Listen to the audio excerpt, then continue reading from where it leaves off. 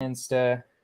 What's up, fam? Scorch the Fears, episode 35. We got the Bash Bros on here. We got Trino on here. It's pretty sick. These guys are pretty goddamn dope. Pretty cool dudes. Real big leaders in sub 2. I'm excited for this. You guys are like the only ones. It's like you two, Sam Singh, and like Munif, and Munif I think is older than us because you guys are in your mid-20s, right? Yeah. Yep. Like I think it's literally only me, you two, and Sam who are in their mid-20s in sub 2. Like who else? At least I don't know anybody. You guys might know more people than me. Yeah, I think I know. I don't know. Kevin Cho is like 14. Oh yeah, Kevin Cho's 14 though, but that's like, you know, that's different. Okay, for sure, guys. So I just started off with the Steve Trang question. So I'm gonna quickly start. So Trino, you came on later after Tyler and Eddie teamed up, right? Yep. Okay, cool. So I'm gonna quickly start with them and just how they met each other, and then I'm gonna start with you and how you came into the equation real quick. So yeah, Tyler and Eddie, how'd you guys meet each other? Do you guys know each other before you started your business? We did. Actually, hold on. First, also like, comment, and subscribe if you like this content, because I keep forgetting to say that. And what are you guys doing? So like, what is your business right now? Like, what's it look like? Before you answer my other question. Well, it's growing pretty well. We got a third business partner, Trino.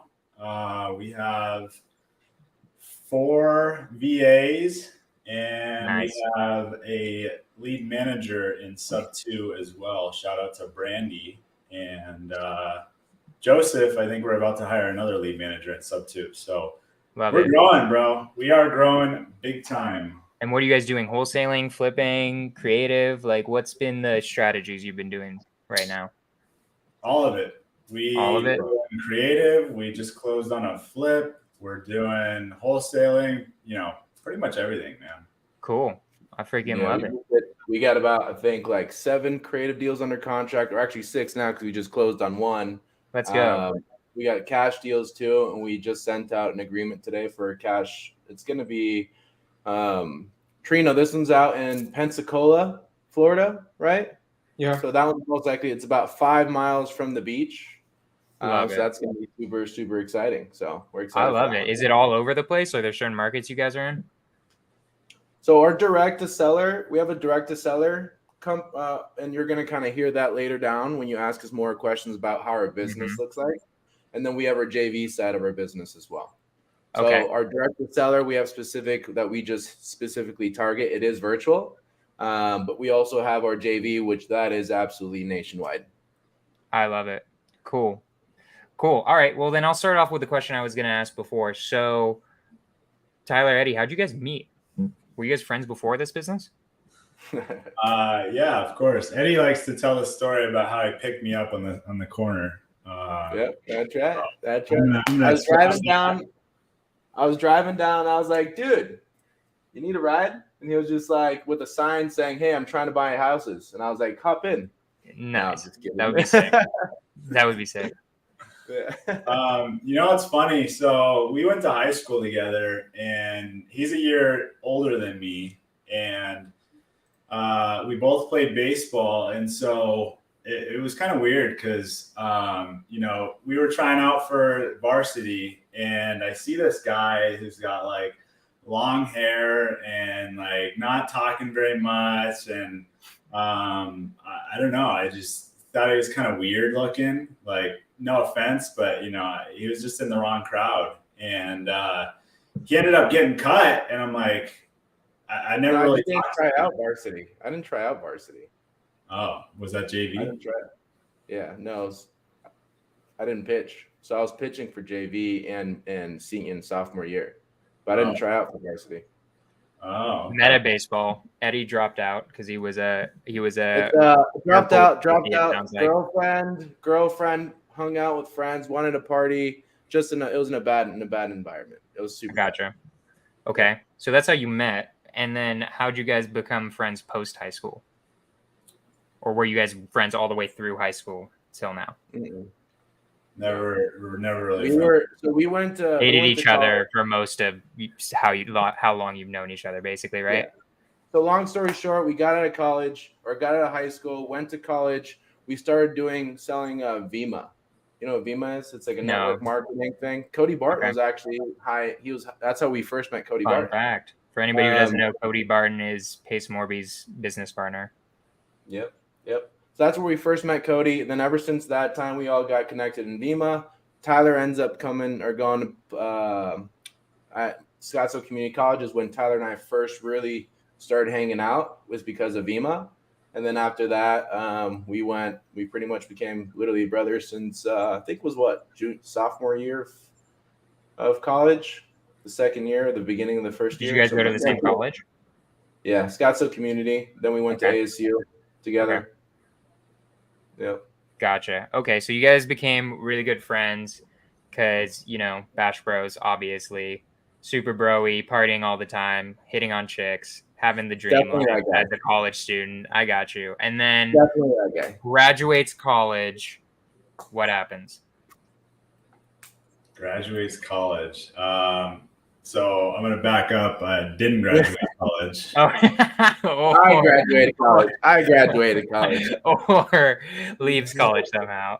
So, yeah, we're going to class. And one day I'm just like, dude, this sucks. I am in debt for no reason. I have no idea what I'm doing, why I'm doing it. And so one day I just took, because my girlfriend now and Eddie were in the same class as me. I told them, I'm like, hey, I'm just not going to class today or ever again. And they're like, what? And I'm like, yeah, it's not my thing.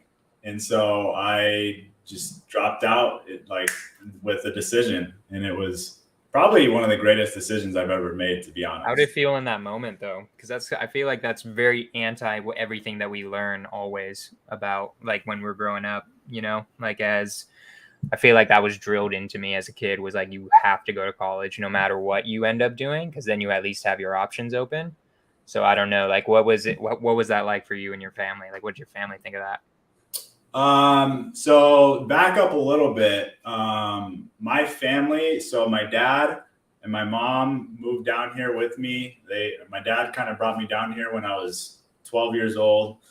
And so my mom and my dad never really, I had a weird relationship. So my mom and my dad lived together and they were divorced. And so they were always fighting. They were always very negative, that was my whole life. Like growing up, they were yelling at each other all the time. And so I grew up very closed-minded, very negative. And so my dad actually passed away in 2016. Damn, I'm sorry.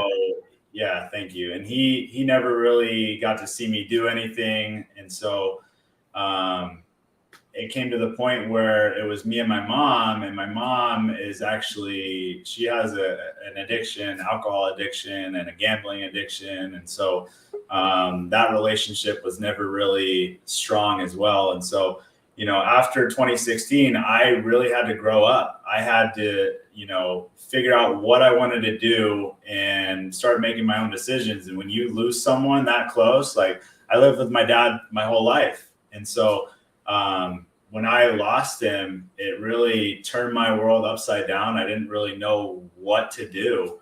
But kind of looking back at it, everything happens for a reason. And even though I wish he was still here, he left me and set me up in a way where I was able to, not have to work for a while or, not have to go to school if I didn't want to. And so, going back to your question, when I first dropped out, I really was kind of scared, but I had a plan. Like we were doing life insurance and my plan was go all in on life insurance because I found an avenue that I can make money and I can help people. And from there, things kind of took off. I gotcha. When you say we, was that you too, Eddie? Yeah, we did life insurance together for a little bit. Okay, gotcha. Yeah, that's a lot. 2016 also, I mean, how old are you? Like, was that the same year you dropped out? Was it the same time? No, I dropped out 2017. Okay, so it happened, and you were probably still dealing with that. I mean, losing a dad that Oh yeah. young is hot, is rough. I have a friend going through that, and it's hard. Like, I get that, and my parents were also divorced, and I dealt with all of that stuff too. But yeah, okay, gotcha. Because yeah, that is definitely rough dropping out of college, like, or in dealing with all of that. But okay, so then you guys were doing life insurance. What were you doing there? Like, We were what Just type of selling risk? Selling it? Slaying Okay. some life and health. Yeah, how'd it go? How was that? It was good. I mean, we made some money, but for me personally, it wasn't a passion of mine. We were doing door to door part time. We were doing like we had things where we would actually go drive to these people's houses and we would get no showed, and so it kind of left a bad taste in my mouth. At least I don't know about Eddie, but it was. Yeah, I'll talk to you, Eddie, just because.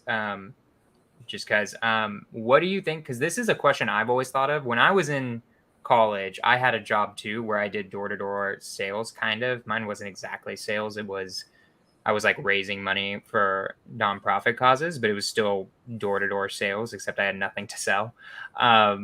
So at least for me, I've always thought that like doing that as like an entrepreneur or a salesperson is like very crucial development in a lot of ways, because you really like that's raw. That's like you're like in their face, you're getting rejected or not. You have to like follow the script. What do you think of that? Like, how do you feel like door to door sales specifically might have helped you develop in your entrepreneurial role now? Well, for first and foremost, you should always, in my place, if you're ever considering like getting into business, there's no other grind besides network marketing and door to door sales. Interesting. Right? So if you can go out and push yourself through door to door sales, and you can go do network marketing for a little bit just to get the experience, and this is where Trino actually comes from. He's high level in his industry in network marketing. So that's what Trino does. So he'll tell you a little bit more about mindset and what it takes to actually survive in an area like that. And same with door to door. So insurance sales, it's not for everybody, right? It's not that it wasn't for us. It's just I just didn't have a passion. I was always in the auto industry, did insurance for a little bit, and realistically, if you can go out and do door to door sales, but not just door to door sales, it's like stick with it for a little bit, develop the skills, develop the teamwork, develop the drive, the discipline, put yourself in a corner to say, hey, I have to go do this because no one's going to go tell me to go work. When you start having that, you start forming that mentality of like, look, I'm going to get there no matter what. It's not that I'm going to get there. It's I need to get there, right? I have to get there. I want to get there, right? So when you start driving that kind of mentality, it starts to build this kind of, and no offense to anybody watching by any means or anything like that, but it gets this victim mentality of like, woo this, everybody's against me. My life turns into crap and all this whatnot. But the reality is that when you go out there and you start driving force and you start pushing yourself and you get to a point where you're like, all right, I've done this business. I know that no matter what, it's going to be okay. And whether you're a Christian or not, whatever religion you are, it's called faith at the end of the day. At the end of the day, everything's a season, no matter what. I've been through some really lows. I've been through some highs, been through some lows, been through some highs. And at the end of the day, I all learned that even when you're doing phenomenal things in your life as far as a business perspective, you got to keep knocking that one more door. And I'm going to bring Ed Milet's thing, the power of one more door, one more phone call, one more this, one more that. Because at the end of the day, door knocking, insurance sales, if you can build the blood for that, you can build the skin for that, and just know that, hey, it's just a phone call. The power of rejection at the end of the day, like get used to it. Every no, it leads to a yes, right? Leads you closer to that yes. And that yes, you might hit 100 no's, but that one yes is going to pay you for a whole month. It's going to pay your bill for the month. Like, I'm willing to do that. Right. It sucks being rejected and being out. And honestly, the reason why our door-to-door insurance thing to go knocking on doors was because we're in 112, 116 degree weather And honestly, it was just That's so rough. I didn't even think about that. I forgot you not, guys were doing it in 116-degree weather. we would leave for 30 days to go to these road trips. Don't get me wrong, it was fun because you got all your buddies. You're all 23, 24 years old, 22 years old. You're all rocking. You're all right. Let's go out and just crush it for 30 days. That was awesome. But at the same time, it's like we had to escape the heat to go do that. Where I was looking for something that, like, with so much, like, it's at the end of the day, you got to go do it, even for a year. Go do some door-to-door sales. I have friends that are super successful in many different door-to-door businesses. One of my buddies, Matt Schuler, he's a super successful pest control. And what did they do? It's door-to-door. And he's super, super, super successful in that business, right? My buddy Hayden, MJ, all these other people, are doing amazing things. And I wouldn't consider insurance and financial services door-to-door, but back in the day, it was more of a door-to-door because we did have to door knock. Now, everything's more virtual, so it's a lot more easier and a lot better, but it still requires you to have that drive to go out there and get the job done, because no one's going to sit there and say, hey, dude, did you clock in? Did you make those phone calls? And did you clock out? I love it. I love it so You're much. You're there, and you don't leave until you feed your family. I love it. That's business too, I feel like. I mean, business, except like it's even more because you're really putting in money. Trino, I want to say that I do appreciate you being on here, and I am going to get to your story too, because I don't want you to feel like I'm just leaving you out here. I just want to finish them up real quick, and then I'm going to bring you in, so don't worry. For sure. Okay, insurance sales, and then what next? What next? I mean, for me, my dad actually, I had to go through the probate process, so I know kind of what that's like, and that's not a fun process. And so it's funny because we're in real estate now, but I actually learned some lessons dealing with real estate before, because my dad left me 2 houses, one in Washington State and one in Arizona. And so the one in Washington, it had a renter in there, and it's crazy because I was talking to the management company, and the renter just trashed the place. They're like, yeah, he just ruined the place. Like this place needs to be fixed. You need to go in there and figure out what's going on. And so I ended up flying up there after we got the renter out. Thank goodness, because it's in a blue state. If you don't know what that's like to get a renter out of a blue state, that's tough. And so, so we got him out, and I go inside, and it's a split level house, right? So you walk in and you either go upstairs or you go downstairs. I go downstairs, and the house it just smells like dog piss, like just straight dog. It was terrible. Like worst of the worst. Yeah, to the point where like you don't know how someone could live like this. And you go down there, and I'm like gagging. It's that bad. And so I come back upstairs, and there's a different smell. It's almost worse than the dog piss. I don't know what it is, but I'm looking around. I go around the kitchen, and we ended up pulling out the fridge, and behind the fridge there was like a nest of roaches. Oh. And if you've ever seen like a nest of roaches, it's really like almost worse than dog piss. And so we had to rehab the whole house. I got a very bad taste of owning a rental in my mouth, and so I had one of my best friend's dads help me remodel the house. I worked on it for a week, and then I told myself I'm never doing this again because this is terrible. Like pulling up carpet, we had to drop a ceiling. It was just, weird work that I've never done before. And so I ended up paying someone to fix the whole thing. And, it's crazy. We got it all fixed up. And the day before COVID shut the whole country down, we got it listed, and we got 2 offers. The 2 offers, we ended up listing the house for $525. The 2 offers, the first one, the offer came in at $525.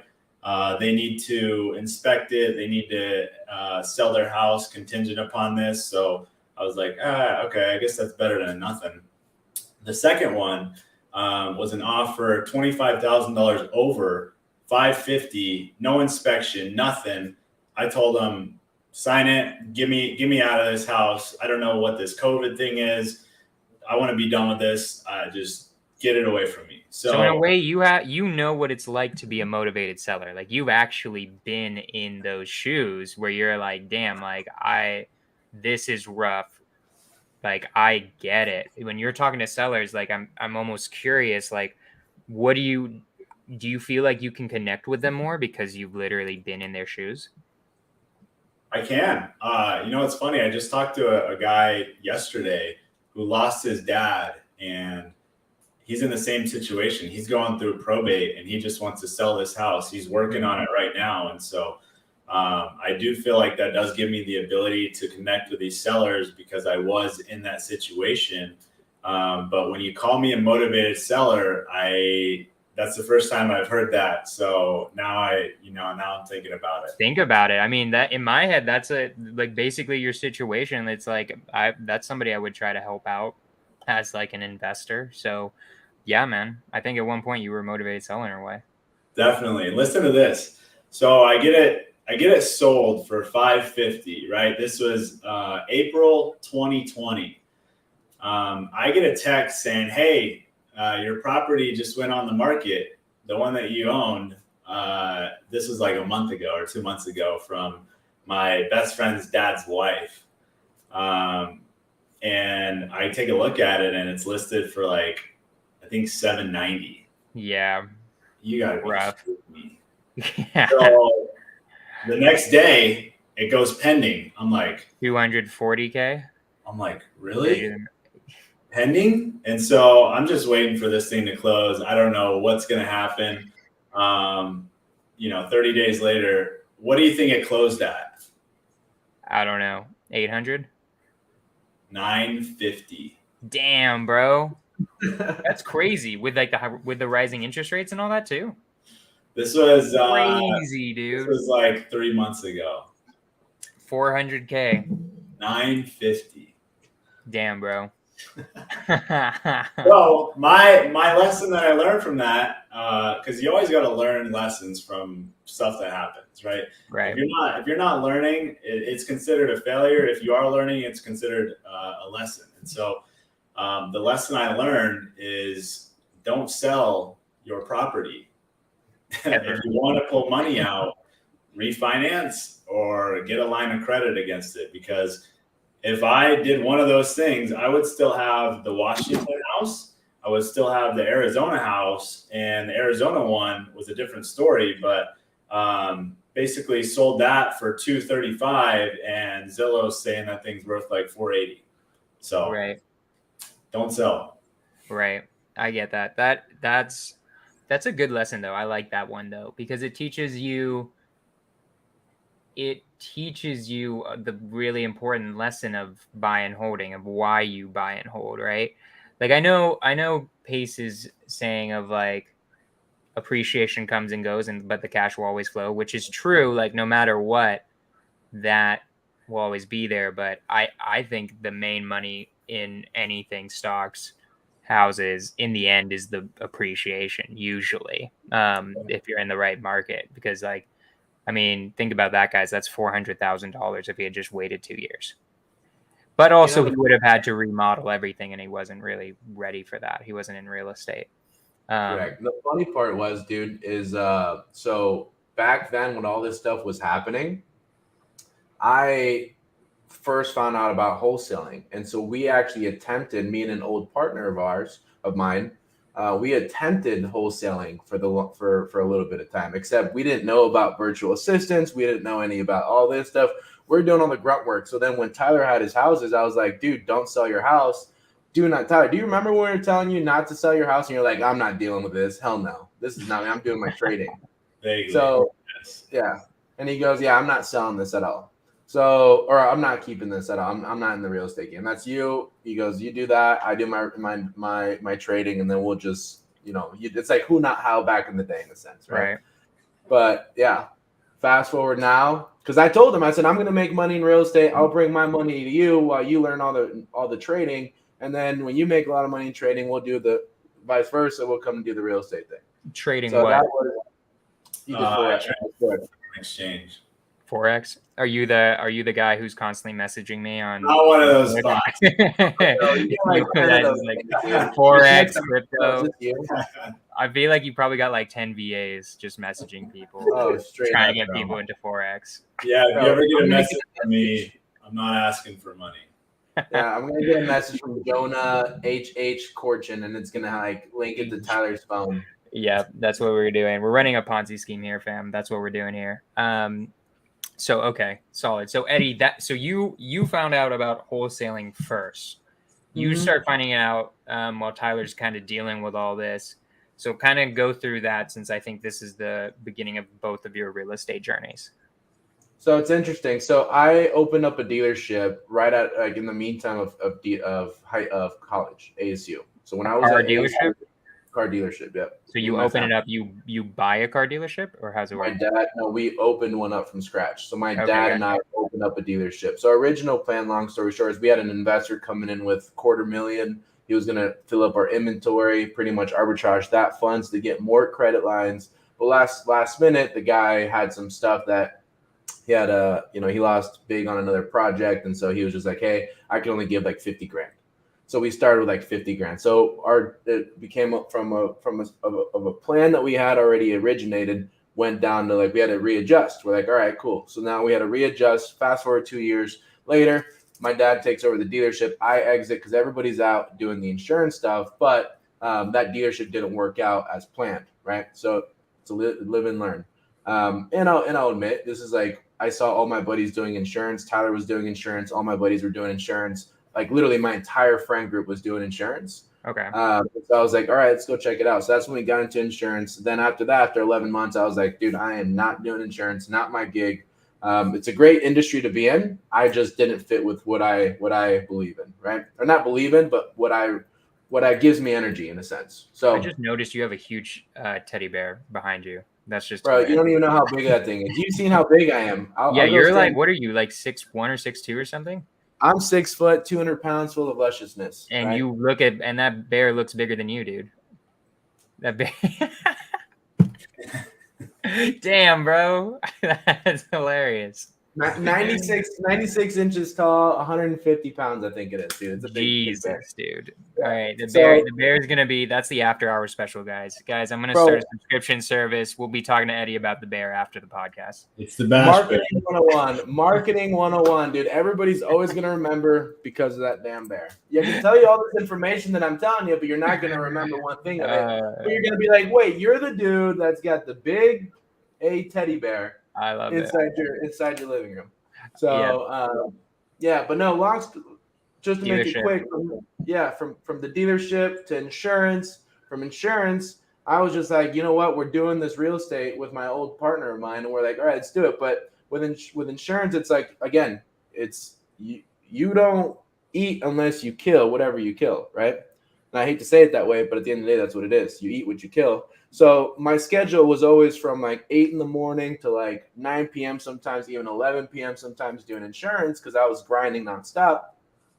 And so then therefore I was like, dude, I can't concentrate. I don't have time for this wholesale stuff because I'm constantly doing insurance. And same with my ex-partner, we're doing insurance and we're like, yo, let's figure something out. And I told him like, hey, you know what? I'm going to go work at a 9 to 5, 9 to 6 where I can make a lot of money and still so I can kind of spend some more time doing the wholesale stuff. And then my other partner went and did wholesaling for a local investor here in the Valley. So a year down the road, I started making 6 figures. So I was like, damn, this is actually, I'm in wholesaling. No, this is 6 figures at the dealership. So what I ended up doing at my 9 to 6, I went and became a finance manager. So all the stress from the dealership that I had was like a walk in the park for me because I already had all the experience from owning a store that it was super easy for me just to make like plug and play without the stress of owning a store, right? Without the marketing. When I did everything on my own, it was like my own business. I worked my own hours, but not my own hours, but essentially I pretty much worked And I was making a lot of money, like a lot for a 24-year-old, 24-year-old, just 100K making is not bad. Yeah, I was, making closer to, mid 150 grand, right? So I was like, you know what? I'm living pretty good right now. I'm paying a lot of crap off. I'm good. I'm rolling. I'm rolling through. Then I got complacent. I was like, all right, cool. Like, I'm making all this money. The wholesaling stuff, all we were doing, we were cold calling. We're like, all right, the cold calling aspect of wholesaling absolutely destroys and sucks 100%. It was not for me, right? So I separated from the real estate stuff, and then about fast forward 2-3 years later, actually 2 years later, I told myself I was only going to sit there for like a year at most to get everything back in square one, because I restarted in a sense. And a year, actually like 2 years later, I tell Tyler, I'm like, bro, we have to do something. My time here is like, it's coming to an end. Like, I can only grow. No, they don't want to expand as much. They don't want to, move forward as much. We've talked about it. We just haven't acted on it. But so therefore, I'm not a guy that's going to sit behind a desk the rest of my life. I'm just not. I have too much energy. I'll just start freaking out on myself, right? That's what started. I started noticing little signs. I started to have like little like anxiety attack. I'm like, all right, something's not right. I'm not supposed to be here. This is already done. I've already made my money. I've already made, all this stuff. And so I tell Tyler, Talk to I'm me like, about bro, that real quick, just the anxiety attack, because that's very interesting in a sense that I had that too. Like, my story is very similar to your guys, or at least yours, in the sense of like I kept jumping from thing to thing. Like, I was like into stocks, and then I was doing like the Gary V garage sale stuff. I don't know if you've seen his stuff. I literally was doing that. So quickly just go into like what was causing the anxiety attacks, like that. Talk about that feeling of like you don't belong here, because I feel like a lot of people who might be watching this and are newer are also feeling that. Like, what is it? So for me, like my family has a history of like anxiety, depression, mental, clinically depressed people, right? So for me, it was more along the lines of like, okay, I'm a guy that kind of sees something, feels something, and wants to understand it so I can address it, right? So I started realizing that I was sitting there and I was thinking to myself, I'm like, dude, like, I'm making all this money, but money's cool now, but money's not everything to me. It's really not. Enjoyment, fulfillment, and whatnot. So I told myself, I'm like, dude, first of all, the dealership that I was with, the people I was with, it was always really fun. It was a great environment. I loved the business. And as a matter of fact, if someone's looking for a position, I know they're hiring and they pay very well, and it's a great environment, positive energy, love the place. Still talk to them, actually. I'm going to go say hi to them tomorrow. But the reality of it is that I'm built for a greater good purpose, right? I don't know what that is. Essentially, I do know what it is, in a sense of connecting and talking to people and sharing my story. But sitting behind a computer nonstop, knowing that I'm supposed to be doing something else, but I'm not acting on it on a day-to-day basis, it almost became where I lost myself. And because I lost myself, I wasn't in the best I wouldn't say the best relationship, but it was on a relationship that was on my way out.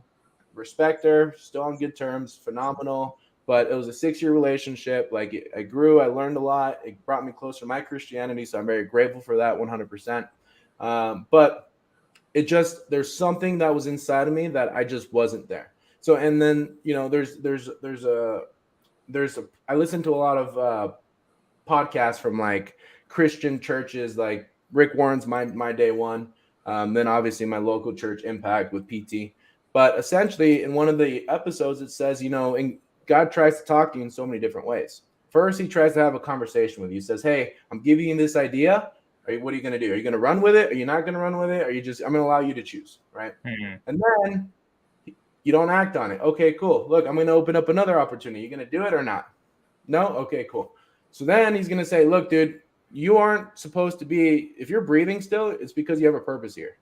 So if you want to sit here and just be complacent and just exist in this world just because you're complacent and you're comfortable on where you're at in life right now, and you don't want to grow, I didn't create you to be that way, right? So now your internal self is like, okay, cool. Now I better start listening, because now I feel this like little nudge inside of me. That's where that anxiety, that comfort, that discomfort starts. Do you think everyone gets that call? That's something I've thought about because I feel like most entrepreneurs get that call. Like I've had that. I know what you're talking about. I'm not necessarily religious.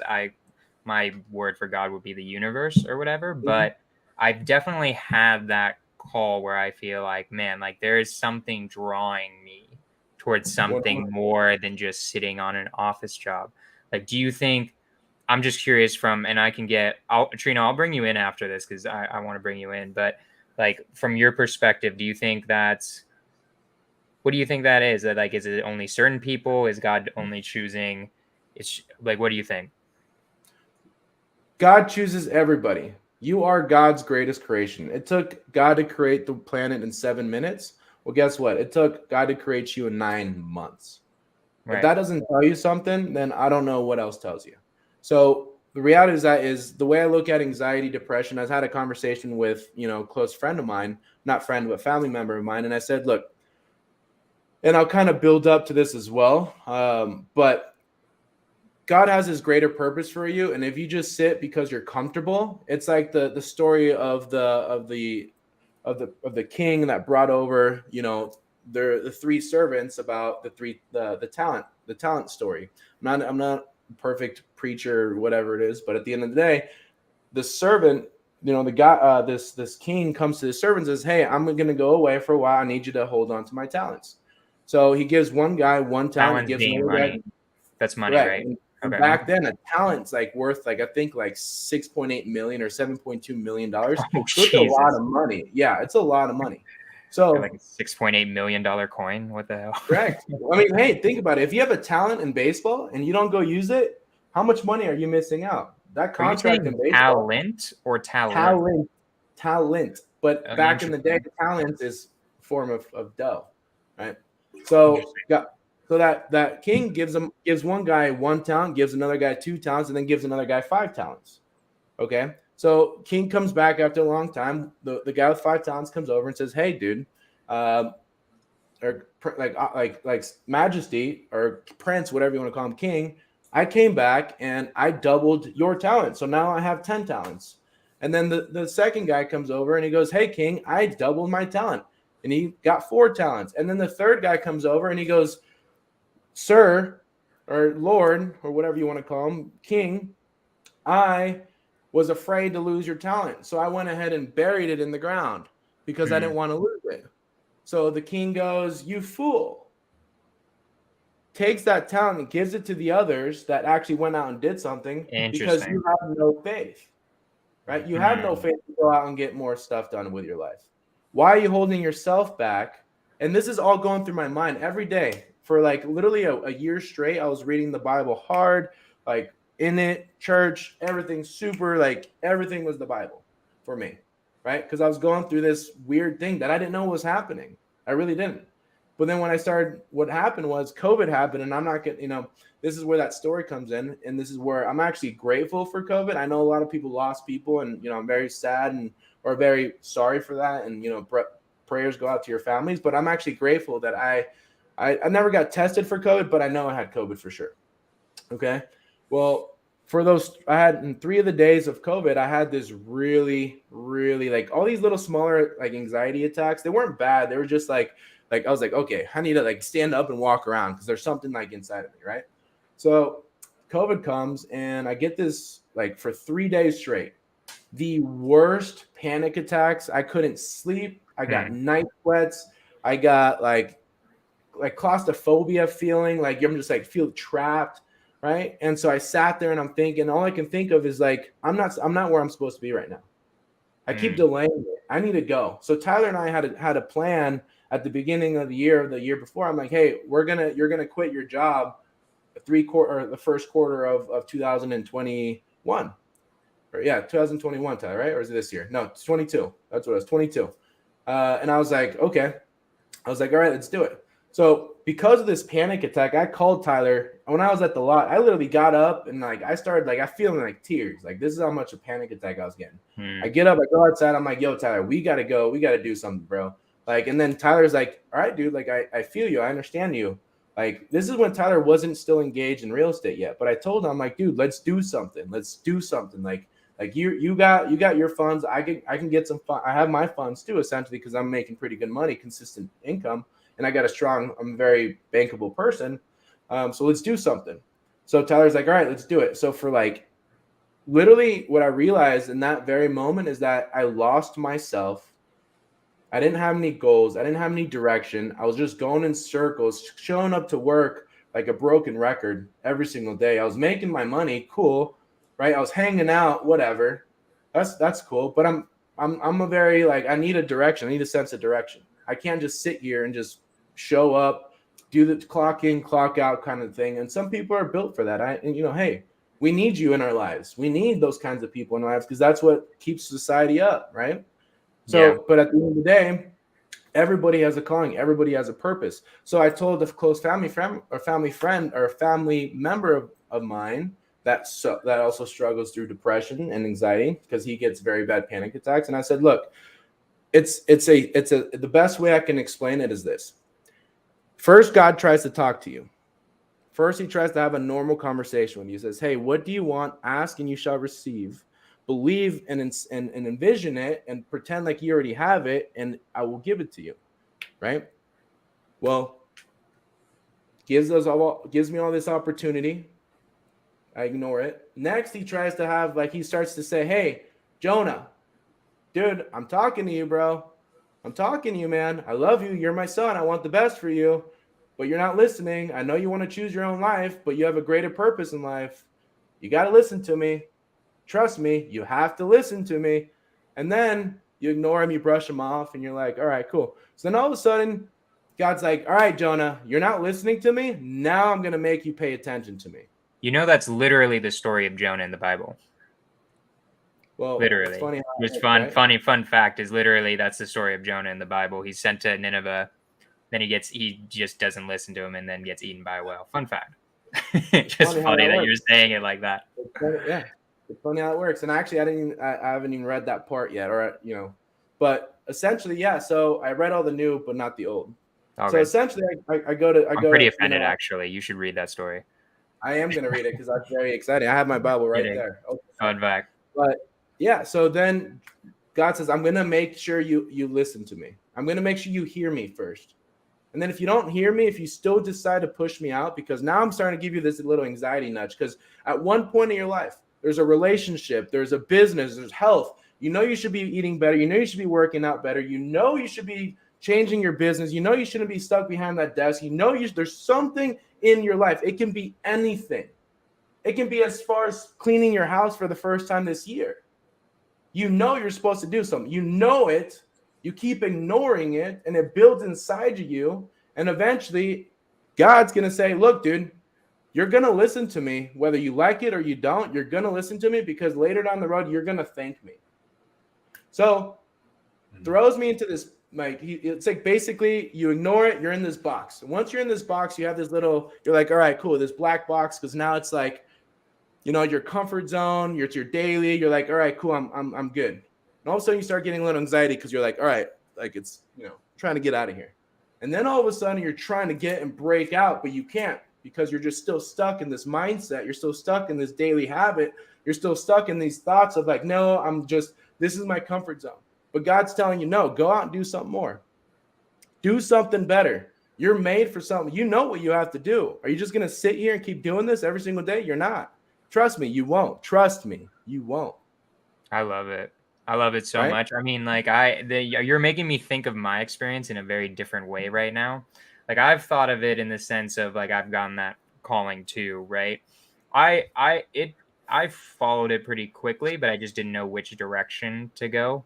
But I want to kind of ask, Trino, I'm going to try to bring you into this because I'm curious. Like, do you have a story like this? Like, was there like a moment where the calling kind of came to you to become an entrepreneur? Like, I remember for me, like there was just like almost like a very similar type of calling. So Trino, tell me a little bit about your story. Well, for me, it's totally different. I was born in my dad I'm from Mexico. Okay. So in Mexico, my dad, we used to be self-employed. We had like all kind of animals. We got land, we got trucks. So we got so many things that we could do ourselves. So, and actually, that's one of the reasons I came to the States, because we had too much work. And since I remember, I used to work like when I was like six, 7 years old. I was working already. My journey started from like 4 in the morning, like until 11 p.m. So honestly, I kind of ran away of that hard work.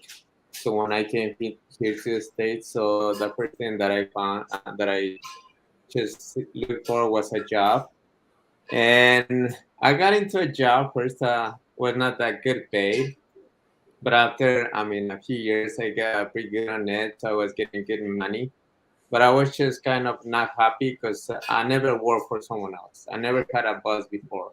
Right. So when I kind of was having a job and having a boss and always kind of uh, having pressure because the job it's not the way that he wants to get it done.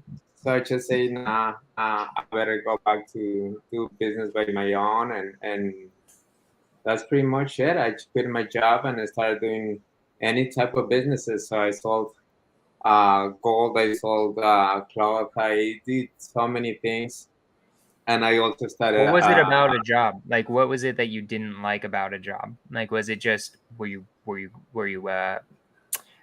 taught that? Were you like just kind of born that way?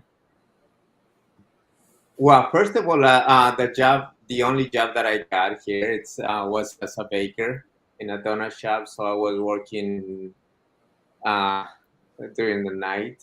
So it was from like 8 p.m. to 8 in the morning, sometimes 10 in the morning. Jesus, So I was dude. working 14 hours God a damn, day. that is some immigrant work ethic, bro. Like, That was the Jesus. beginning of my journey here, but trust me, I was happy because I was making Because you money got to for be here.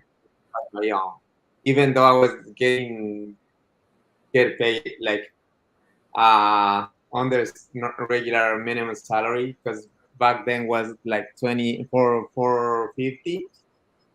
I was making $100 a week, working Right. almost 100 hours per week. So I was not even getting paid like not even 2 hours, $2 an hour.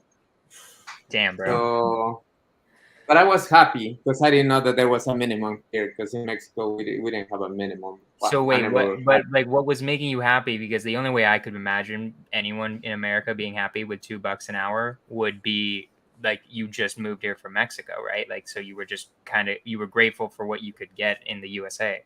I'm assuming. Yeah, yep. And I was making my own money. It's not my dad's money. Not my dad giving me money. Because well, in Mexico they don't give you money. They just make you work, and the only thing You that you're just gonna don't get get any is money. You just get yeah, no money. Like, I don't understand. What do you even mean by that? food and clothes, and that's Oh, pretty much gotcha. it. A necessity. So yeah, when I came here, so I was making money already by my own. You know what I mean? Gotcha. Okay. So Damn. yeah, So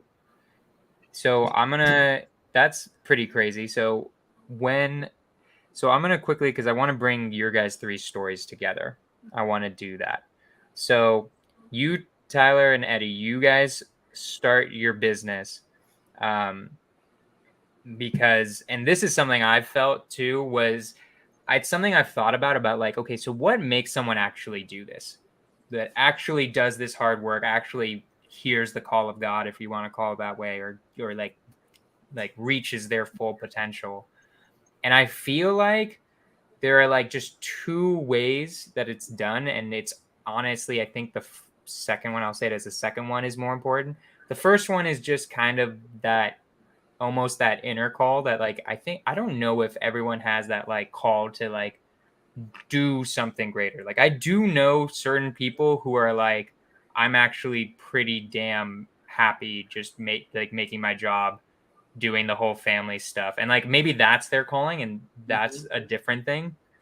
But what I feel like, that's only certain people, or at least in my experience. And then, but I feel like the second one is a lot of times what differentiates people, and that's what I call when the universe or God puts a demon on your back, is what I call it. For you, Eddie, that was your anxiety and like your night sweats and stuff like that.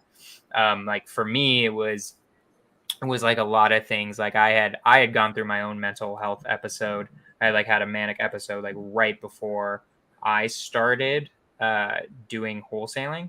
And that whole episode, like once I was coming out of that, I'm like, man, like I gotta, like I need to have something good come out of this, and we have to like push forward. And I've also dealt with anxiety and stuff like that, and I feel like those things are like demons that almost push you forward. I think I read like a meme, or maybe not a meme, like something like an article or something about how entrepreneurs are like way more likely to have mental health issues. And I think that's a huge part of it. I forgot where I was going with that. I just wanted to say I will add to that, though. I will add to that, and I'll be super quick. Go for it.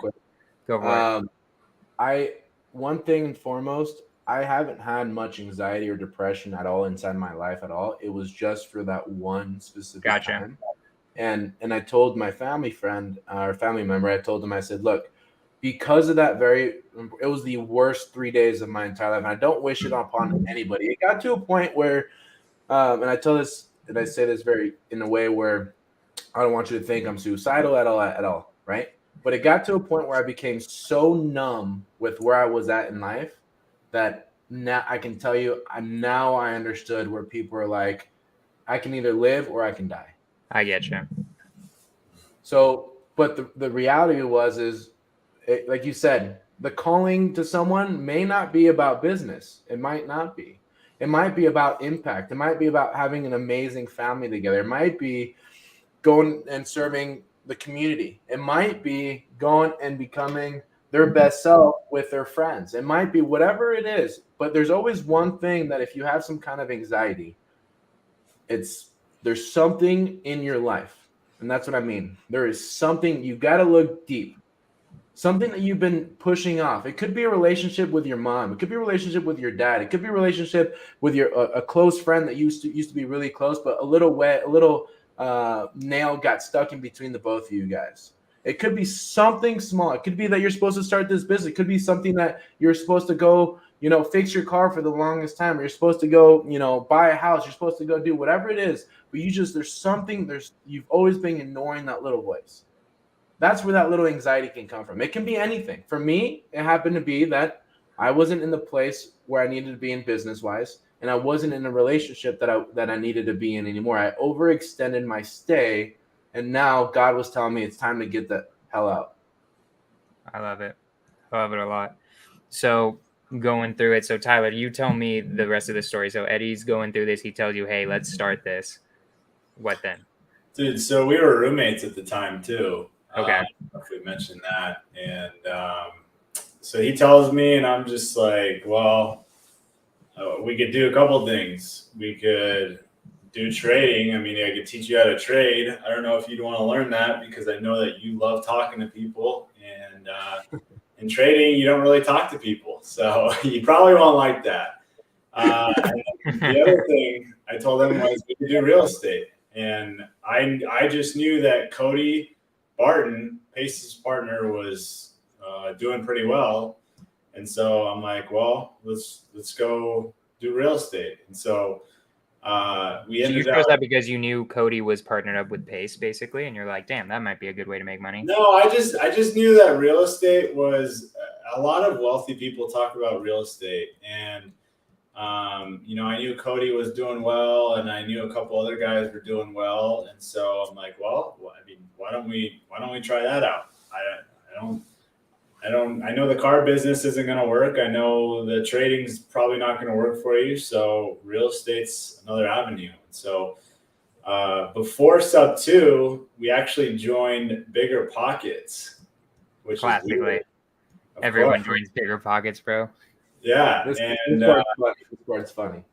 And so every night after Eddie gets home from the dealership,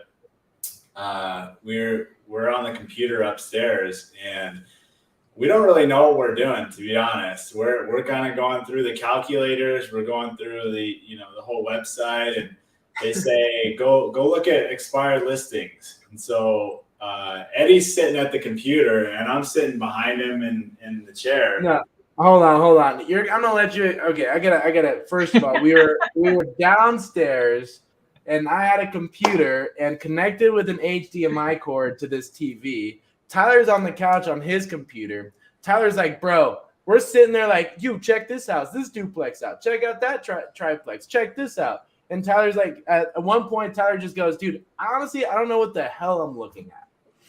That's all I don't know. So this is like fast forward a month down the road, dude. Now we're still doing this every night for 2 hours to 3 hours. It's like 11, 12 o'clock at night. And so eventually got to a point where after he was like, dude, I don't know what I'm doing. I don't know what we're doing. What the hell's going on? Neither of us had no idea what we were doing. Nothing. Right. So we're continuing, and I'm just sitting there. I'm like, bro, according to this calculator, it's actually pretty good. And all you see, and I look behind, and Tyler's like on the couch, passed out every night for like literally the last like week. And they got to a point where he's like, dude, honestly, let's talk to Cody. So we're like, okay. Makes sense. That's when Tyler was like, yo, let's do the sub 2, which again, best decision in our entire life, hands down, best thing that could have happened for our lives. 1, so this was you're right. This is 2020. That's when he started it. When did you guys join? 2021. 2021. 2021. Yeah. Okay. We got signed up like around April, May of 2021. Okay. Solid. So So you spend a month just looking at houses every single night, but not knowing what the hell to do. 3 months, dude. That's really funny. Didn't call anyone? You're just looking at them? Who are we supposed to call? Bro, I told Tyler. I don't know, bro. Anybody? I told Tyler. I said, Tyler, I will not cold call. I love that. That's why I quit the first time. It's because I was cold calling. I said, I will not cold call. So he goes, all right, so what do we do? And I'm like, well, let's look on the market. There's got to be deals on the market. That's so and this funny. is like at the peak of like COVID. Everything's up here in prices. And so we're like, there's got to be deals. Yeah. So that's absolutely hilarious, though. I love that line of like, who are we supposed to call? Ghostbusters. Yeah, we called Ghostbusters at that point, dude. We didn't call one person. We maybe talked to one agent at most, maybe 2. But we strung an agent along big time. Oh yeah, that was horrible. I felt so bad. We had no idea what we're doing. We're like, hey, we're thinking about buying these properties. Can you give us some comps? And then Benji's like literally does a lot of work for us. A lot. We even were like, yo, let's just send you some money or something because you did a lot. We didn't act with you. I'm sorry. I got you. Okay, so you joined Sub 2. So you guys, all right, so you guys are business partners at this point, obviously. Like you guys are like, all right, we're in this together. We're doing this. We're becoming part of Sub 2. What did Sub 2 do for you guys? Like, what do you think? I mean, like, I know, but like, let's do it for the audience. Like, what did it do? How did it help your business? Oh, man. Oh, I mean, other than teaching you everything. I'll do a quick thing and then I'll let Tyler go because if he goes and I go, I'm going to talk forever.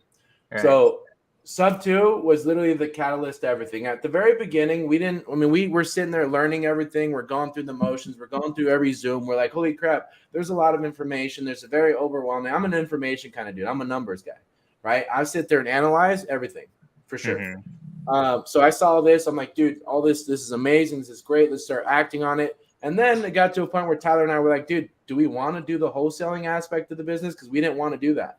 Because all I knew was about cold calling. I'm like, we're not going to cold call. And then Pace is like, yo, VAs. And we're like, oh, VAs. So we hired VAs. So, but not just that. It's when it really sparked for us was about, I'd say October-ish, like 4 or 5 months where us just kind of figuring things out. I was still working my 9 to 5. No deals, 0 deals. And all of a sudden, we're hitting Ohio still. And all of a sudden, we just start hammering down. We start cranking. We had the imposter syndrome. So even then, we're doing the daily dials. We're trying to get, our expertise levels up, how to talk with sellers and, whatnot. And eventually, finally get our first deal. And then we get our second deal. Then we get our third deal. And then this is when Trino kind of jumps in. This is where we kind of talk with Trino when we bring him in. But Sub 2 brought this sense of confidence that someone always has your back no matter what. The community. Community. That's always the same answer, by the way, because I ask Number people one. and stuff do that. Number one is that if you have an issue, if you have something going on in your life and you don't know what to do with real estate, or you have some kind of, I mean, dude, we were reaching out to other students that were like, yo, dude, we got this deal. Some students were excited to help us and like we're doing things for us like at a personal level where it's like made the most impact to us, and others were like, yo, you know, we got to make some money together, which I understand 100%. But at the end of the day, we saw what was helping us the most, and now we're reciprocating that into our community now with all the new investors, with all the even the more experienced investors that have been doing this. We are there because now we see Pace, and we see that Pace is like the integrity he has. When he says something, he does it. When, you know, the community builds, the trusting, everything like that. So that's what we built our business on so far. And I'm just telling you right now, it's elevated our business beyond belief. I love it. The relationships we've established. And, you know, I know you're going to ask us, when did Trino get involved with our business? But this is when Trino got involved with their business. Pace always did the challenges for, you know, getting the newbie investors to get their first deal. So do you want me to go in there, or should we let Tyler? Let's let Tyler see what. I was about to say, I was going to let Tyler do it. Dude, sub 2, it's done more than just give me confidence. It's given me the ability to go market myself. It's given me the ability to go build a personal brand. It's given me the, like, love it. Pace is just so great because he's always in the field. He's always doing what he's preaching. And so, you know, I feel like we just got lucky by this being the first mentorship that, you know, we didn't have to spend 20, 30, 40 grand on someone else's that ends in 6 months or what, you know, whatever. So being that this community is just the most go-giving community and hands down the best real estate community that I've ever seen. Like, I don't think it can be denied. Like, I think everyone in the real estate game knows that Pace is building something that cannot be matched. And people are literally leaving the community game because they see Pace and what community is created. And so for me personally, it's just amazing, man. I mean, I've met some of my best friends here. I've met some of my business partners. I've met just people like all around, just some of the greatest people like that anyone could possibly meet. And so I know it's only going to get better. I know there's going to be new people coming in every single week, and it's just going to keep growing. And so I am just so grateful that, you know, that Eddie came to me and he's like, dude, what should we do? Because I want to get out of the car game. And that really led to us joining the greatest real estate community on earth. I love it so much. So Trino, I'm gonna let you tell the story. You tell the story of how you got involved with these guys. Like, how did that happen? That was a good one. Well, I love when Eddie talk about it. I love when he talks how they met me, and probably I want to let Eddie to talk about it. How's that? No, I'm asking you. I want to know what happened. I'm not letting Eddie's talked way too goddamn much already.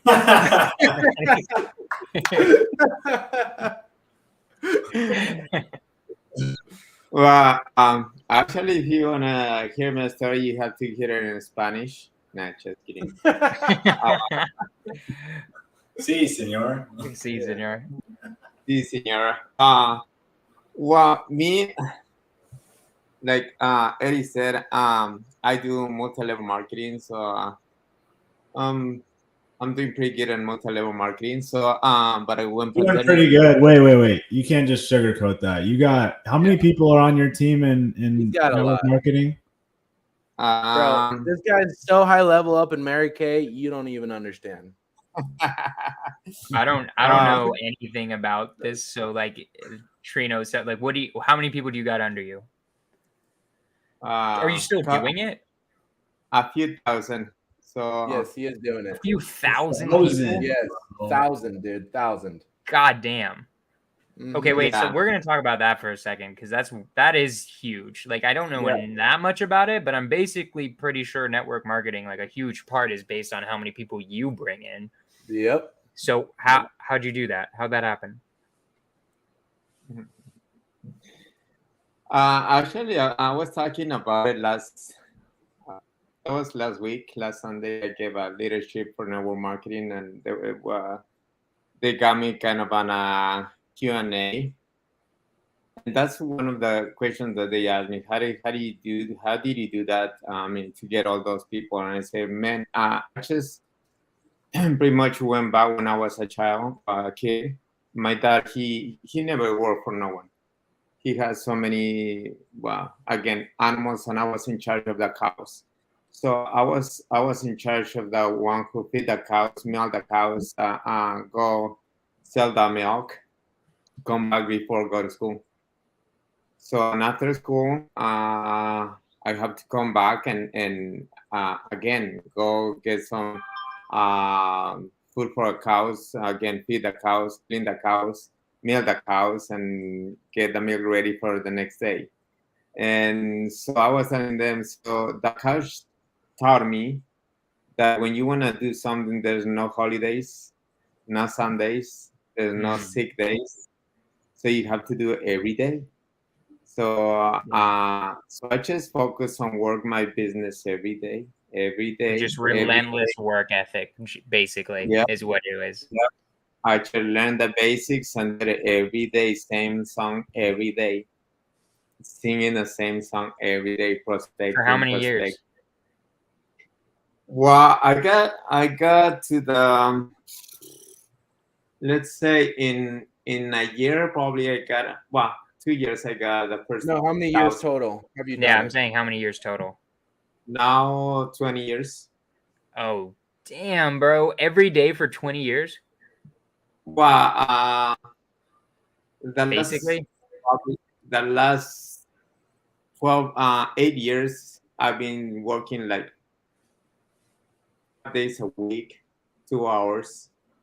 Okay. So you basically worked every day for 8 years, and then you just got a couple thousand, and then you're just like, screw it, like I'm gonna relax a little bit. Well, actually, my business I built it the first 2 years. First 2 years, that was every day, working from building my business from 6 p.m. to 10 p.m. 4 hours a day. That was every day. That was my schedule. Goddamn. Okay. So you do that. So why'd you get into real estate? Seems like you were crushing it in multi-level marketing. Well, real estate it's always got my attention before multi-level marketing. I kind of already reached that for that, so I kind of went to Robert Kiyosaki seminars, those introductory seminars, and I was thinking of doing real estate, and I had that always in my heart. So when I the opportunity of multi-level market came to me, so I saw it and I liked it because again it's like Eddie. I love talking to people, but I like more of I'm kind of more of a results guy. So I took multi-level marketing and I did pretty good, but again, always kind of looking back to real estate. And actually, before multi-level marketing, I was gonna do an agent. So I was planning to go to school and get my lessons, but I said no, that's too much work. And since I was playing soccer and soccer it's weekends, so on being an agent, most of the you work every day for 2 years, and then you said being an agent was too much work. Wait, and I mean, I said too much work because I used to have a car dealership. Right. I used to do karate. I used to play soccer. I mean, me back then I used to sleep for like 3-4 hours. Damn, and bro. I'm a very active. So honestly, like going to school, like it was a waste of time, and I just say, nah, I'm not gonna do it. So I just focus on multi-level marketing, and then when COVID hit, so everything shut down, and we had no more meetings because we do a lot of meetings, like I used to have pretty much every day meetings every day. So I say, wow, what am I gonna do now? So Damn. Wait, listen to I keep- this. Listen to this. Every day, where were you driving to? Yeah. Can't everywhere. leave that out. Bro, this guy was driving on average 2 hours one way Every Damn. day. every Rough. day. San Diego to where? You go to LA and then somewhere else too? I got LA, I got Vegas, I got Phoenix. We got San Fran, we got Everywhere. You live in San Diego. San Diego. Okay. Damn. Crazy. Yeah. Okay. So you're just like you're like working harder than a freaking bulldog, like hardest person working as hard as pace or harder. It sounds like. That's pretty nuts. So sorry, keep going. So you're doing all this stuff. You don't want to become a real estate agent. So what happens? So yeah, so I started in multi-level marketing. I did what I did, and then COVID hits, so everything shuts down. So I say, okay, we have no more meetings. So what am I gonna do then? By then, I'm financially free. I don't have to work. That's all I do, multi-level marketing. So what am I gonna do now? We're not allowed to do meetings. So we say, well, we're gonna start everything virtual. Okay, let's do virtual. But I say, okay, it's not. I don't know, but it's not feeling me. I don't feel it. So I need to start something. So I said, let's do something else. So I started Amazon, and I thought Like an Amazon store, E-commerce. e-commerce. Yeah. So yeah, I started and I said, no, I just did it like for a couple months. And I said, no, this is not, I don't like it. So then I said, let's do real estate then. So yeah, I joined a mentorship with a Mexican guy from San Fran. Man, and buying the first program, that was expensive. And then How much did it cost? He promoted a second one. The first one was $1,000. The second one $5,000. Okay. And his main source of marketing was direct mail, and direct mail is not cheap at all. It's expensive as hell. So you just said it. I'm the one. If I'm gonna do something, I'm gonna go all the way in, all in. So he said, "Let's do direct mail. Let's do it." So back then we were buying list. We were buying skip tracing. And direct mail, that was freaking expensive. And I sent out like I think that was 20,000. And I didn't have not even one call, not even one. Damn. So they don't have a community. They just have sales people. They call me again to promote me. That's the next mentorship, which it was $25,000. So I told them, well, I haven't done any deal. If you want to do a deal, you have to go to the next mentorship. $25,000. So they're just stringing you along, basically. It sounds like. Yeah. So I went to the other one, and I said, okay, let's do it. And it's just a kind of a podcast that you listen to the speaker, and that's pretty much it. So it was nothing. It was like absolute trash, complete waste of your money type of thing. Kinda. So I kind of went out again and tried to see what I can, because I'm in already.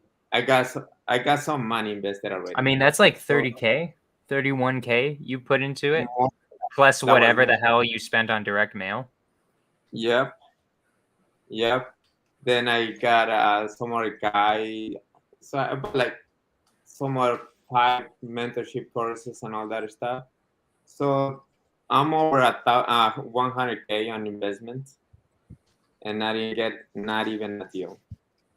Damn. So that's when I learned about cold calling. It was when I learned about SMS. So that's when I learned about VAs. So I got VAs. I got everything, and nothing at all.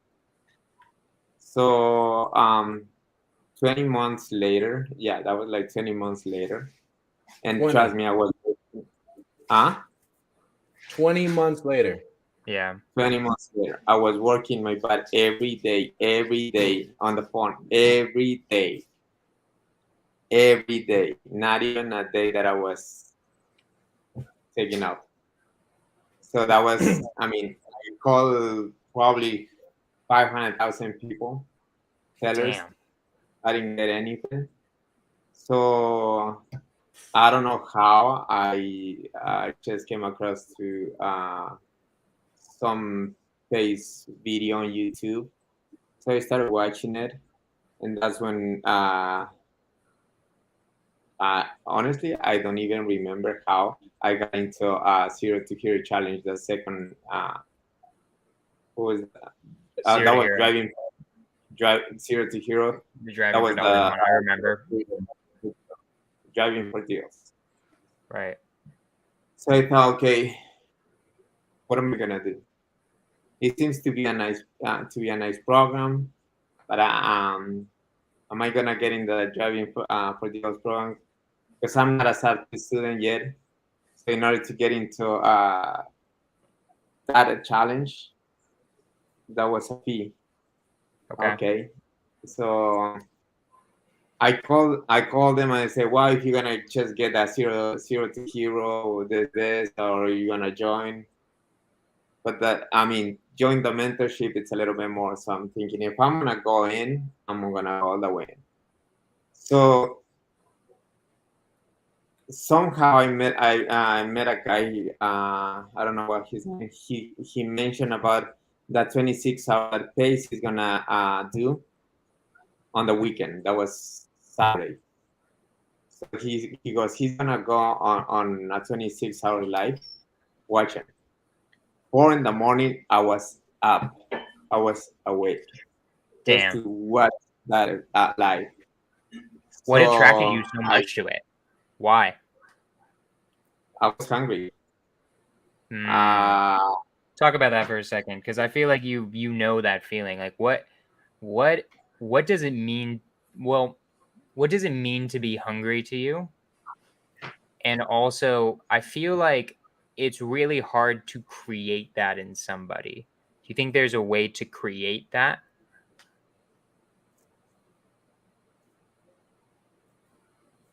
Yes and no. Okay. Because I live this. Remember, I have so many people in my business. So there's so many people who want to have the results, but they don't want to put the work. And that's why when I say, okay, if you want to get the results, but you have to put the work. In order to put the work, you have to be hungry, and you try to teach them how to be hungry. Nope, Right. they don't do it. So they don't do it. So for me, I'm kind of a results guy. So I try to go for what I want. So when I saw that page was kind of a teaching some other stuff besides wholesaling. So that's what caught my attention. Then I went to watch that live. So I stayed all day long. I watched it all day long Sunday, and it was like 2 in the morning. So when I remember that like Sunday noon, like it was like almost 1,000 people.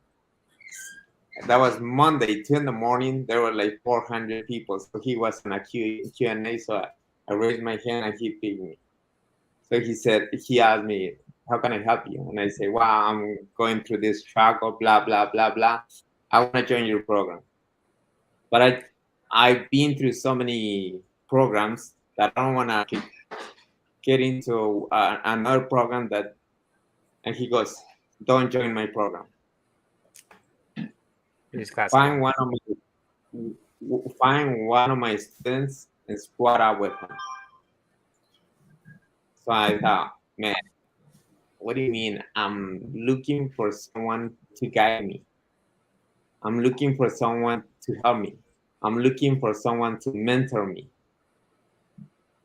And he goes, don't join my program. Just find someone and squad up. Okay.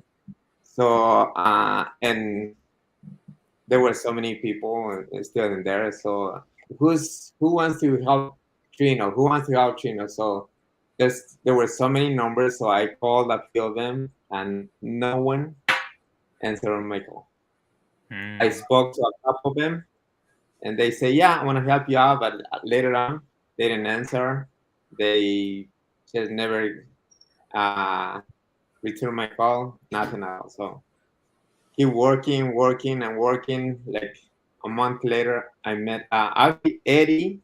I posted who can help me with a property in Tennessee. So Eddie said, I'm a substitute student. I'm willing to help you out. But I was speaking with someone else in Nashville already. So since I was talking with that guy, so I told her, hey, I got someone who is helping me out already. And like 20 days later, that guy didn't do anything. So I went back to Eddie. Hey, Eddie, I got another property. And he says, I'm ready to help you out. So they helped me out, and like 20 days later, we closed the first one. 20 days later? Yeah, that was about 20 days later, a month. Hell yeah. What was the difference? What was the difference between about Eddie and Tyler that compared to all the other losers? All the other losers who you hit up? That I have to speak Spanish with them because they don't speak English.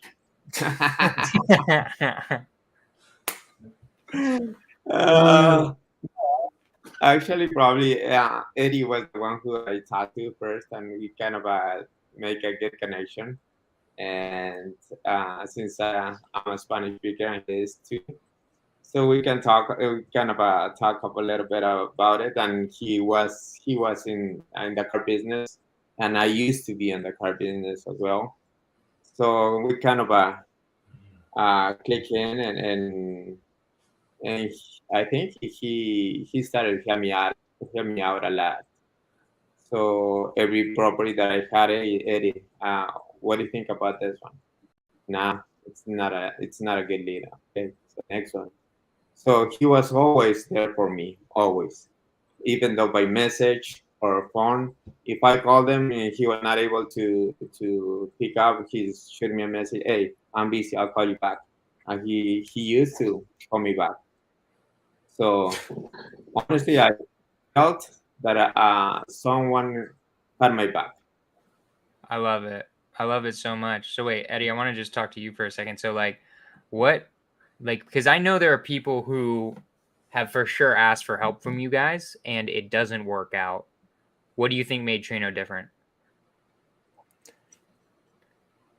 So when it comes to JVs and working with people, I'm the kind of guy that if you call me and you catch me at the right time, I'll be on the phone with you for an hour, hour and a half and spilling everything that I know. If you have a deal, like you can ask Derek Barton. He's a guy that we met through Sub 2. He landed on a flip of ours, and you ask him, he'll text me at 10 o'clock, 10:30, 11 o'clock at night, and he goes, hey, do you want to Zoom? If I'm up, like I'm on a Zoom at 11 o'clock at night running a deal. The reason why is because I enjoy it so much. But at the very beginning of our journey, Tyler and I, the biggest thing that made an impact for us was the people that actually took the time out of their busy day to actually break down a deal for me. Not someone that we sent a lead to and just disappeared for a week or 2 weeks or 3 weeks or 4 weeks or whatever it may be. Someone that was actually there knowing that, hey, dude, we're putting in the work and we need someone that we can go to and to say, hey, dude, like we're trying to get our first deal in the business, right? We need someone, we don't need you to hold our hand. We just need you to say, hey, dude, like we're willing to split a deal with you so you can invest, so we can get the confidence to get our first deal, right? So, but the thing is that it's action taking. It's people that actually came in and not just went on MLS and just looked at a deal that was online that was listed for market and just call us up and say, hey, property's listed for market. We make sure we set expectations. But Trino, he was always rocking it. So Tyler and I, that's when Tyler and I, or I introduced Tyler to Trino, and I was like, dude, you gotta check this guy out. This guy's, compared to everybody else, he's on it nonstop. Someone would send us a lead here and there to help them out and whatnot. But, you know, they'll disappear for like a month or 2 months, right? But with Trino, it was every day I got like a new address.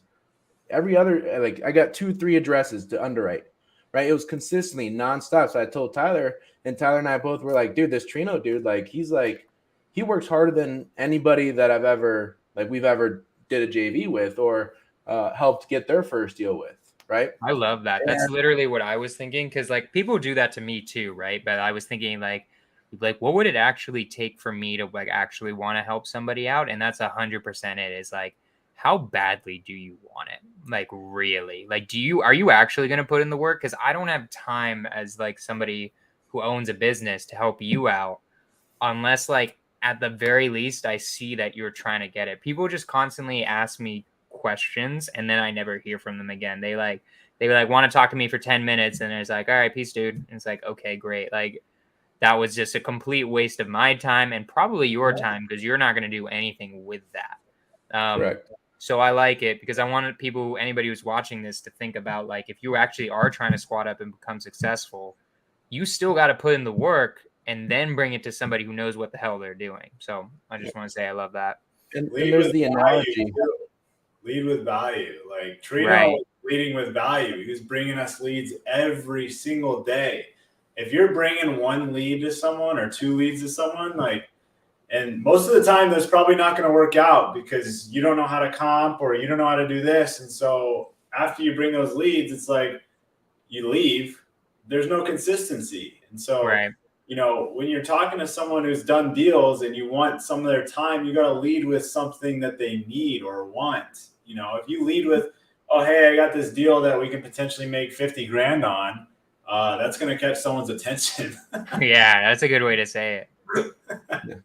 And there's that analogy too, where, you know, there's that, I'm going to botch it up like crazy, but, you know, there's 2 kinds of people.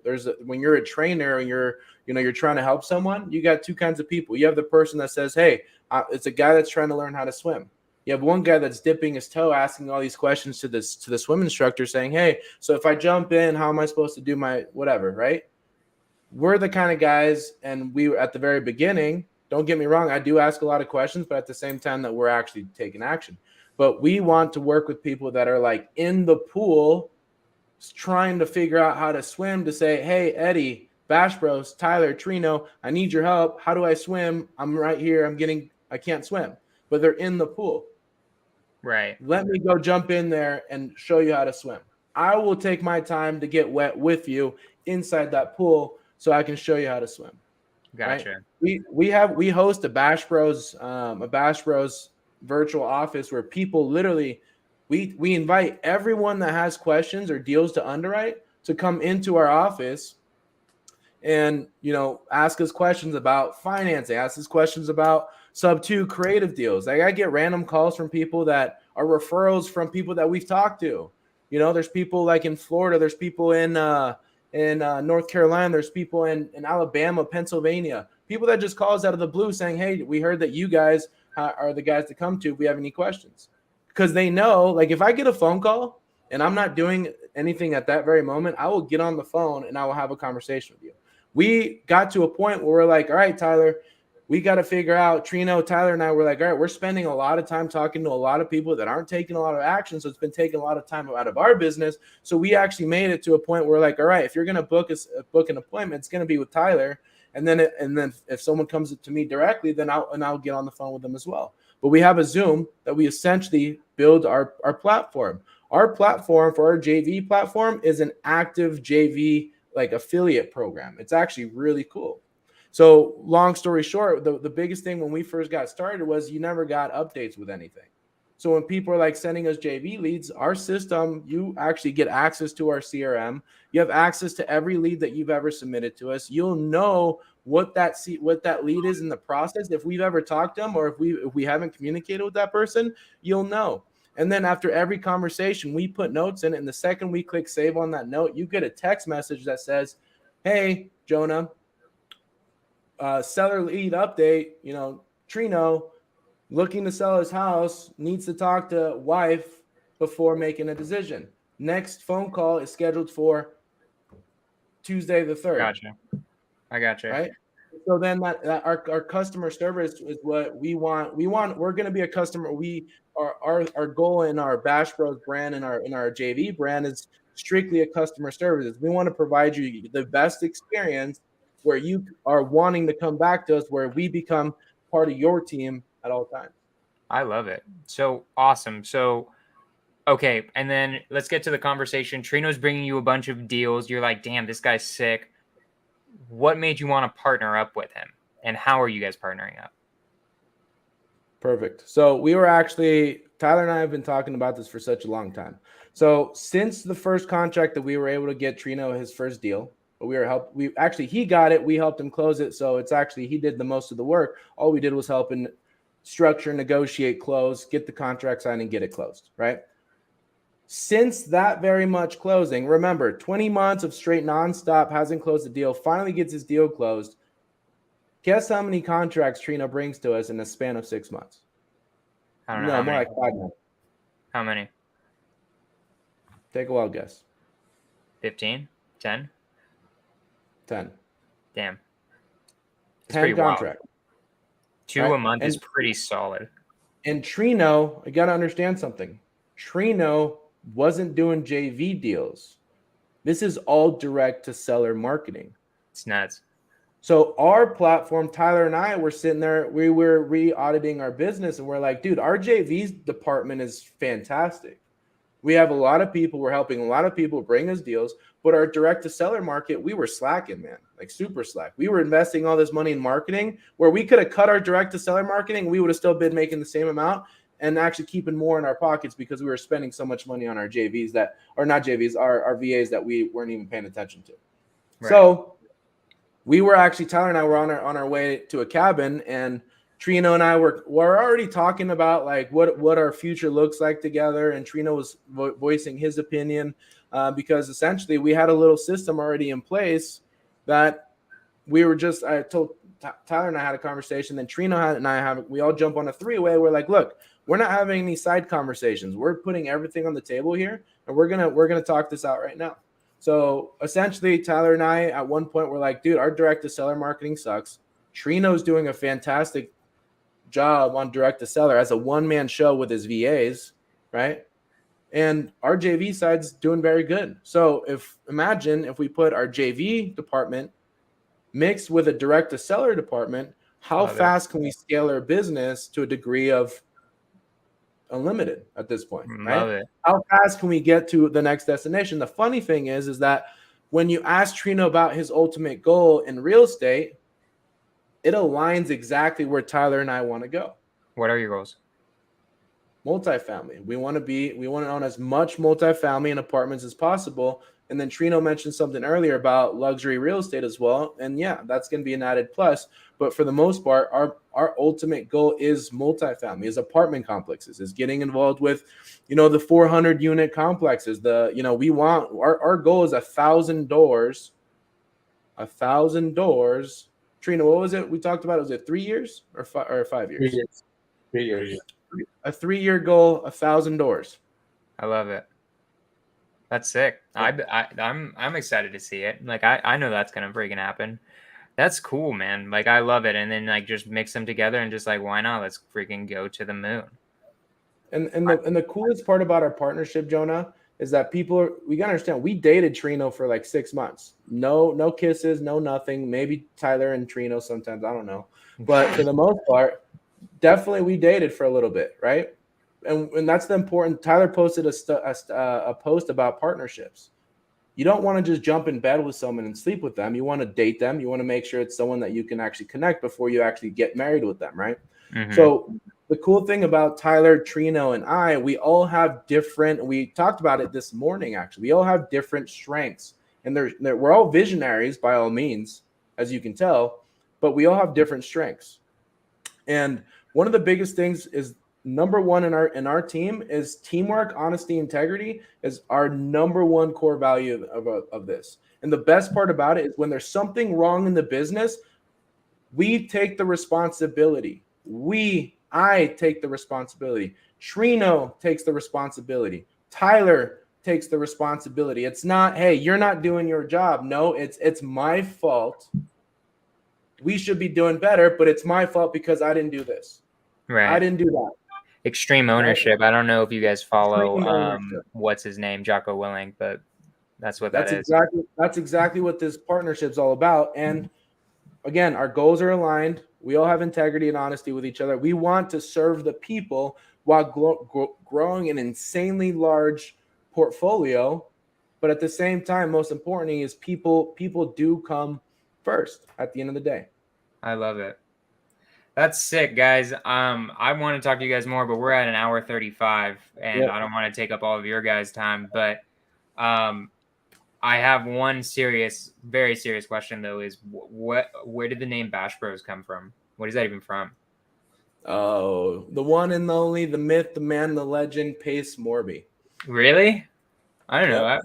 We followed Tyler, and I would follow him everywhere.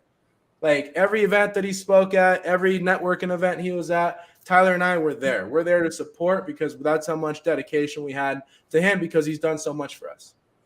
Right? So one time we're at a freedom event. It was a free freedom event that the All In Boys threw. And he was part of a panel. Tyler and I sit at the very beginning. There's about 300-400 people at this location. We're at the very beginning, very front. And someone asked a question saying, hey, Pace, how do you get over the objection of someone saying, well, if I sell it to you on subject to, how do I qualify for my next property, for my next loan? So Pace goes, that's a great question. And I want you to find my sub-2 student, stand up. I want you to find, before he said stand up, he goes, I want you to find a sub-2 student that's in here, and I want you to ask the question because you can ask anybody because I trained them specifically for this. He goes, actually, as a matter of fact, you have the freaking Bash Bros sitting in the front row. That's the first time anyone ever said that. He just called you guys the Bash Bros. And then the second he said that, where Tyler and I are, like Tyler's on my right side and we're just sitting there. He says Bash Bros. We look at each other and we're like, that's it. That's our brand. That's our brand. Movie. That's our brand. So then at that point, we stood out. We explained exactly what to do. And then I crap you not. We got like about 15 different phone numbers and we grow so like just by that little brand. Pace is the ultimate brand builder, honestly. Like everywhere we go, hey, Pace told me to come talk to the Bash Bros. You guys must be the Bash Bros. Everywhere we go. I love it. That's sick. Yeah, it's all thanks to Pace. Once again, changing lives. A beast of a man of a beast. You guys are gonna freaking kill it. I'm excited to see you guys have 2,000 in 3 years because that's what's gonna actually happen. Because you guys are freaking workaholics. Where do the people follow you? What do you want the people to go to? Where do I direct all the love, all the inspiration? What should they do? So we got Eddie's right there. Tyler, what's yours? Instagram, I am at the Tyler Townsley. I made it a goal to put a video out every day for the next 30 days. I'm on like day 8 or day 9. Reno, how about you? You got nothing? Nothing actually. Not even an OnlyFans, nothing like that. That's the only one. Kidding. Okay. So Instagram. What about your guys' JV program? How do people do that? They got a deal. BashBrosJV.com. BashBrosJV.com. Yep. So that's Tyler. And then if you send us a message, I don't want to put our Zoom link up because on YouTube and all these other places, you might get a bunch of random people that just show up. Right. If you're actually interested in coming in, asking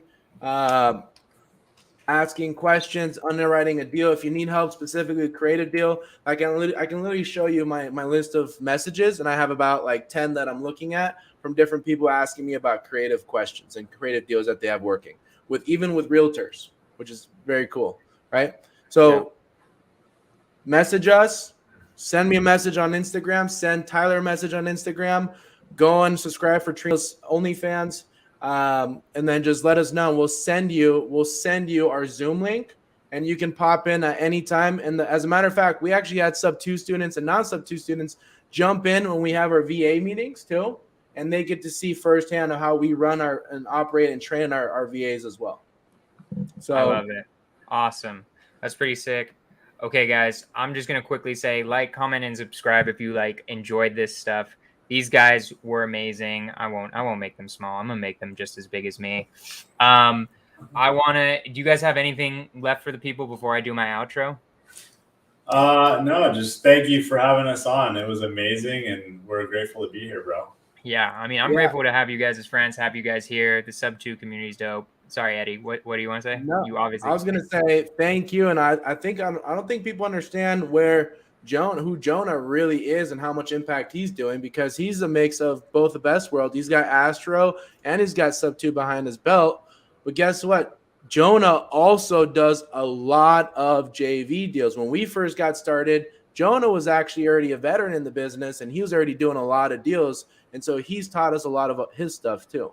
So keep following him. He's got amazing, amazing information on a lot of his stuff. So for sure, a lot of respect. You guys remember the first time I definitely know the first time I met you guys? We were at the restaurant. It was a Thirsty Line, or was it Thirsty Line? I have no idea what the name of it was, but I remember I was sitting across from you guys, and I'm like, yo, what's happening? Good time. I know you guys. That was fun. Amazing. I appreciate you guys so much. All right, I'm gonna end this though. Episode 35 in the books. Next week, guys, I think I have a professional guy making an intro, so it's gonna look pretty sick. I've got a new logo. I'm gonna keep it a secret for y'all. You guys will see it next week. 100% hit these boys up again. bashbrosjv.com. Next week we're gonna have Tyler Uneka. He's a big guy in Astro.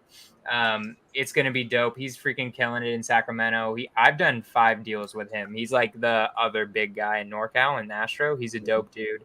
I'm gonna end it. You guys are dope. I love you guys. I love anyone who's watching this. Everybody, Scorch the Fears. We're out. Episode 35. Woo! Let's go.